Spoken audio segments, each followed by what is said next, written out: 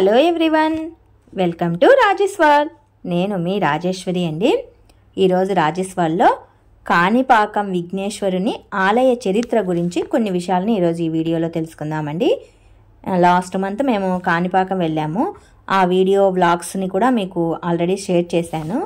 ఇవాళ ఏంటంటే కాణిపాకం విఘ్నేశ్వరుని గుడి టెంపుల్ మొత్తం ఆలయ చరిత్ర ఏంటి అన్నది ఈ వీడియోలో నేను షేర్ చేస్తానండి. ఇక్కడ విఘ్నేశ్వరుని ప్రత్యేకత ఏంటంటే ఇప్పటికీ బావిలో ఉండి పూజలు అందుకోవడమేనండి. బావిలో ఉన్న విఘ్నేశ్వరుడు కొద్ది కొద్దిగా పెరుగుతూ ఉన్నాడు అని, కలియుగం అంతమయ్యేంత వరకు ఇలాగానే పెరుగుతాడు అని పెద్దలు చెప్తూ ఉన్నారు. కాణిపారకం అనే పేరును క్రమేణా కాణిపాకం అని పిలుచుకుంటూ వచ్చారండి. స్వయంభూగా వెలిసిన విఘ్నేశ్వరుడు అన్నమాట. ఈ ఆలయం చోళరాజుతే కట్టబడిందండి. 11వ శతాబ్దంలో కట్టారు. దేవాలయం పక్కన ఉన్న మణికంఠేశ్వరుని ఆలయంలో శిల్పకళ అనేది ఆలయానికి పెద్ద ఆకర్షణగా నిలిచిందనమాట. ఈ ఆలయంలో మనకు అన్ని ఫెసిలిటీస్ ఉన్నాయండి. బ్యాగ్స్, వ్యాలెట్స్, మొబైల్స్ పెట్టుకోవటానికి రూమ్స్ కానీ అన్ని సౌకర్యాలు ఉన్నాయన్నమాట. కాణి అంటే 1/4 భూమి, పాకం అంటే నీరు పారే భూమి, 4వ వంతు నీరు పారే భూమి అనే అర్థం అండి కాణిపాకం అంటే మీనింగ్ అనమాట. స్థల పురాణం ఏంటంటే పూర్వం 3 అన్నదమ్ములు అవిటితనంతో బాధపడుతూ ఉండేవాళ్ళండి. వాళ్ళకి మూగ, చెవుడు, గుడ్డి ఉండేవన్నమాట. వాళ్ళు పొలం పండించుకొని బ్రతుకుతూ ఉండేవాళ్ళు. నీళ్ల కోసం బావి తవ్వుతూ ఉంటే ఒక రాయి అనేది బయటపడింది.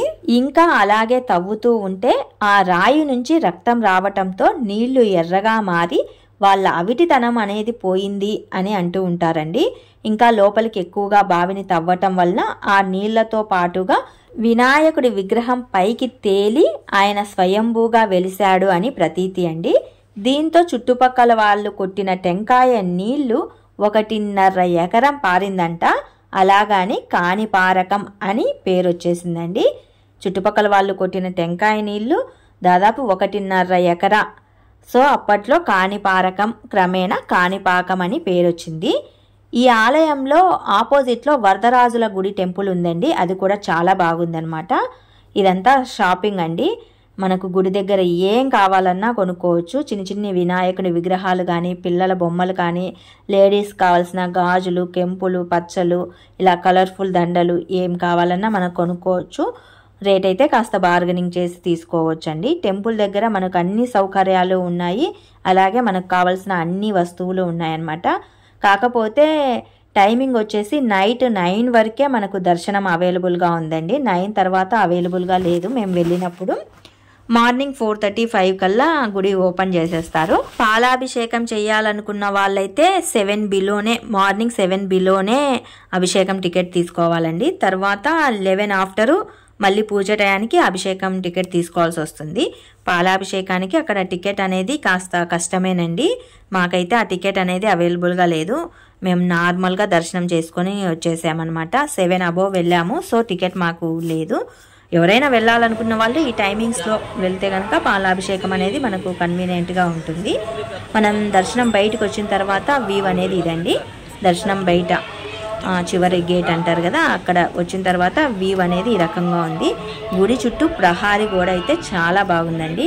గుడి లోపల మనం ఏవైనా వీడియోస్ కానీ ఫొటోస్ కానీ తీసుకోవడానికి నాట్ అవైలబుల్ అనమాట. అక్కడ ముందుగానే మనం సెల్ ఫోన్ని వేరే చోట సబ్మిట్ చేయాల్సి వస్తుంది. రూమ్ ఉంటుందండి, అక్కడే వాళ్ళే తీసేసుకుంటారు. తర్వాత బయటకు వచ్చిన తర్వాత టోకెన్ ఇస్తే మన సెల్ మనకు అనేది ఇచ్చేస్తారు. ఇక్కడి నుంచి బయటికి వెళ్తే కనుక అక్కడ శిల్పకళ అండి. అది గుడి పక్కనే మణికంఠేశ్వరుని ఆలయం ఉంటుంది. ఆలయంలో శిల్పకళ అండి సూపర్గా ఉంది. ఎక్కడా చూడలేమన్నమాట ఈ శిల్పకళని. అక్కడే మనం కళ్ళారా చక్కగా చూడొచ్చు. పెద్ద పెద్ద శిల్పాలతో చాలా బాగుంది. మిస్ అవ్వద్దండి ప్లీజ్. వెళ్ళిన వాళ్ళు అందరూ ఖచ్చితంగా ఆ శిల్పకళ చూసేసి రండి.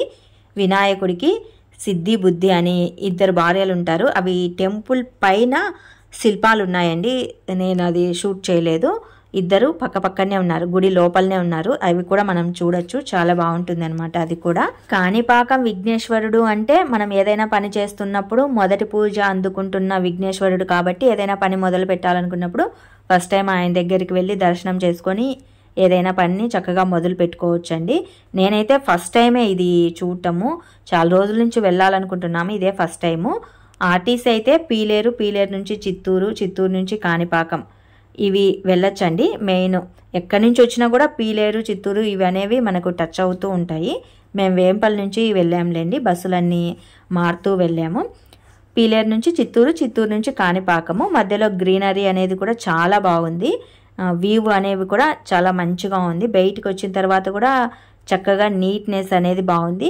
మెయిన్ ఏంటంటే టెంపుల్ ముందర కొలను ఉందండి, కోనేరు. అదైతే ఇంకా సూపర్గా ఉంది అనమాట. కొలను లోపల ఒక మళ్ళీ చిన్ని గుడి, అందులో విఘ్నేశ్వరుడు, ఇదో మీరు చూస్తున్నారు. నైట్ టైం అయితే వ్యూ అయితే ఇంకా చాలా బాగుందండి. నైట్ టైము బ్లూ షేడ్లో ఉన్న వాటర్ అనేవి చాలా కలర్ఫుల్గా కనిపిస్తాయి.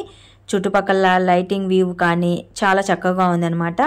మెయిన్ ఏంటంటే చుట్టుపక్కల మొత్తం చాలా నీట్నెస్గా ఉందండి. లోపల దర్శనానికి వెళ్ళినప్పుడు కొబ్బరికాయలు ఏమీ కొట్టనివ్వరండి. బయటకు వచ్చిన తర్వాత సపరేట్గా కొబ్బరికాయలు కొట్టుకోవచ్చు. అక్కడ ఏవైనా మనం ఒత్తులు వెలిగించాలంటే ఒత్తులు వెలిగించడానికి కూడా ఒత్తులు కానీ ఆవు నెయ్యి ఇవన్నీ అవైలబుల్గా ఉన్నాయి. మనం తీసుకెళ్ళి చక్కగా ఒత్తులు వెలిగించవచ్చండి. మనకు రూమ్ ఫెసిలిటీస్ ఉన్నాయి, అలాగే సెల్ ఫోన్ ఫెసిలిటీస్ కూడా ఉన్నాయి. ఇక్కడ మేము ఒత్తులు వెలిగిస్తూ ఉన్నాము, బయట సైడ్ అనమాట. ఇదంతా చక్కగా అవన్నీ షాప్స్ అండి, స్టాల్స్ అంటారు కదా, ఆ షాప్స్.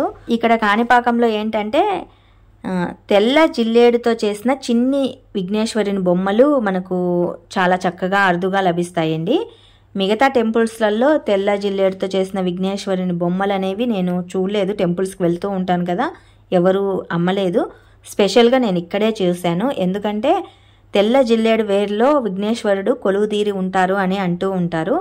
ఆ తెల్ల జిల్లేడుతో చేసిన చిన్ని విఘ్నేశ్వరుని బొమ్మలు కూడా కాణిపాకంలో చక్కగా అవైలబుల్గా ఉన్నాయి. ఎవరికైనా కావాలంటే అక్కడికి వెళ్ళి తీసుకోవచ్చు, చక్కగా ఉన్నాయి. మిగతా టెంపుల్స్లో అయితే నేను అంతగా గమనించలేదు, తీసుకోలేదు. షాప్లలో కూడా లేవండి. ఇక్కడ ఆ ఫెసిలిటీ ఉంది. మనం మీషోలో కానీ అమెజాన్లో కానీ బుక్ చేసి తీసుకోవాల్సి వస్తుంది. అవి ఒరిజినలో కాదో మనం చెక్ చేయలేము. ఇక్కడైతే కనుక చక్కగా తెల్ల జిల్లేడుతో చేసిన విఘ్నేశ్వరుడి బొమ్మలు అవైలబుల్గా ఉన్నాయి. ఆ ఫెసిలిటీ అయితే చాలా బాగుందండి. టెంపుల్ ముందర కోనేరు ఇదంతా. ఇక్కడ చక్కగా కాళ్ళు కడుక్కొని నెత్తిన కొన్ని చుక్కలు వాటర్ వేసేసుకొని దేవుడికి ఎదురుగ్గా దండం పెట్టేసుకొని వచ్చేయచ్చు. పాపాలన్నీ పోతాయి చెప్పాలంటే కనుక. ఇంతేనండి కాణిపాకం విఘ్నేశ్వరుని ఆలయ చరిత్ర. మేము వెళ్ళి దర్శించుకొని ఆ వ్యూ అంతా చక్కగా షూట్ చేసి 2 వ్లాగులు చేసిన తర్వాత ఆలయ చరిత్ర నేను తెలుసుకొని అక్కడే మీకు షేర్ చేస్తున్నాను. సింపుల్లో ఆలయ చరిత్ర అనేది ఇదేనండి. వ్యూ చాలా బాగుంది, టెంపుల్ చాలా బాగుంది. మరి మీకు ఈ వీడియో నచ్చితే మోర్ ఆఫ్ వీడియోస్ కోసం do subscribe my channel. Thank you.